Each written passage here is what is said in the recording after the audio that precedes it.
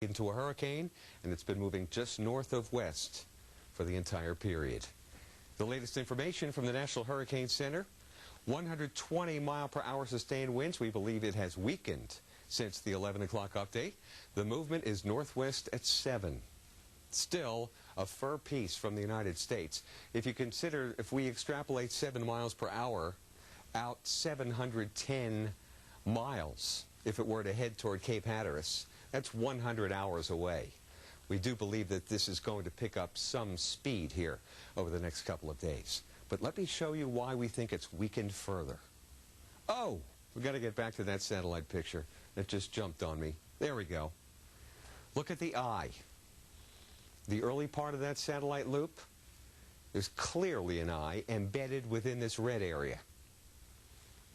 Now where's the eye? Well, it's just barely there, isn't it? Or is it? What's happening here? Westerly winds are impinging upon this hurricane, and it's weakening. Notice the clouds moving across the state of Florida, those bright white clouds. Upper-level winds coming across from the west, eroding the hurricane away on the west side, essentially weakening the hurricane. That has been seen firsthand by the Air Force reconnaissance hurricane hunters. They've been flying into this thing all night. Pressures have been rising. The stronger the hurricane, the lower the pressure. Pressure rises, signifies weakening. Will this continue? Let's hope so. Also some dry air moving in on the west side of this thing too, but there's still a pretty good outflow pattern at the upper levels of the atmosphere, so we'll have to see. Perhaps it's all academic.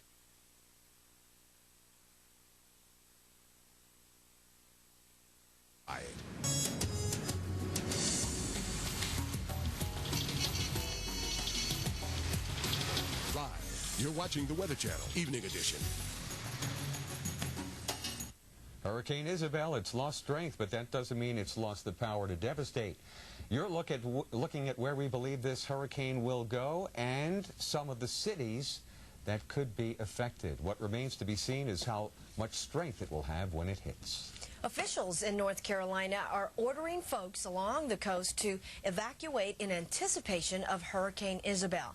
Outer Banks residents are packing up their belongings and driving west before Isabel hits. Hello and welcome to the Weather Channel, Evening Edition West Coast. I'm Sandra Diaz. And I'm Dave Schwartz. Well, Isabel has gone from a peak Category 5 hurricane down to a Category 2, but with winds stronger than 100 miles per hour, it still has the power to do plenty of damage. And right now it looks like North Carolina is directly in the path of the hurricane. That's where Storm Tracker Jim Cantori is staked out waiting for Isabel. He shows us how folks in Nags Head are getting ready.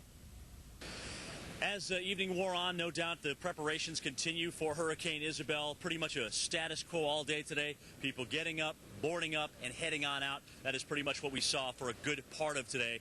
And, you know, it's pretty much been that way for the last couple of days. The good news is, I think, as a result of this hurricane being so strong and so ominous and powerful offshore, it was just a wake-up call for everybody to take action as soon as they could and get those preparations done early. The good news is we still got a whole day tomorrow to deal with any kind of backup preparations that need to be made. Now, here in Nags Head, we are very, very fortunate to have these beautiful, beautiful dunes, which are in the tune of 20 to 25 feet high, mind you, lined up and through here. They're not this whole way on the entire Outer Banks. They start to slope down as you head up toward Kitty Hawk, and they also start to slope down as you head toward Cape Hatteras. But all in all, we're happy to have them here, especially since when Isabel was a Cat 5, started pumping out some huge waves. And we are going to deal with those, plus some surge, and maybe some of these waves could reach as high as 15 to 18 feet. So that's going to be well above my head. And for the folks here in Nags Head, they're happy to have these big dunes in through here. We will keep you posted as preparations continue again tomorrow.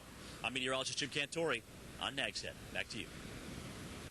Well, we'll be feeling some of the effects of Hurricane Isabel as early as Wednesday before it even makes landfall. Right now, it's 520 miles south-southeast of Cape Hatteras, North Carolina.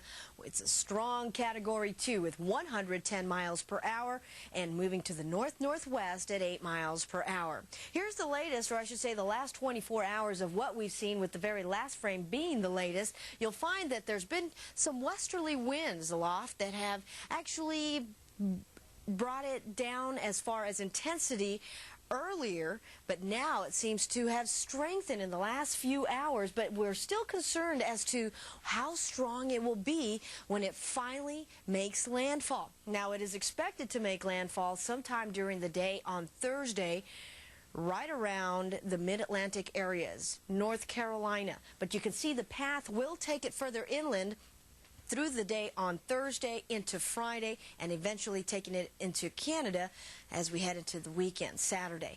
However, a lot of moisture, a lot of winds, and a lot of problems for many of us will be dealt all the way from Florida to the northeast. What am I talking about? Heavy surf advisories are in effect right now from Provincetown, Massachusetts to Sandy Hook, New Jersey. Look for possibility of rip currents in this vicinity. A little further southward, heavy surf advisories as well from South Carolina, South Santee River, down towards Deerfield Beach, Florida. And as you take a look, spotty areas here for tropical storm watches and a very small area for warnings from the Little River Inlet, South Carolina, to Cape Fear, North Carolina. So a lot of things going on. We're all going to be feeling the effect here, as it's obvious, from Florida all the way up towards Maine. Along the coastal areas, we'll start to feel the winds. We'll start to see those waves. The rain will begin to move in, and eventually the surge. So there's going to be a lot going on here the next 48 hours.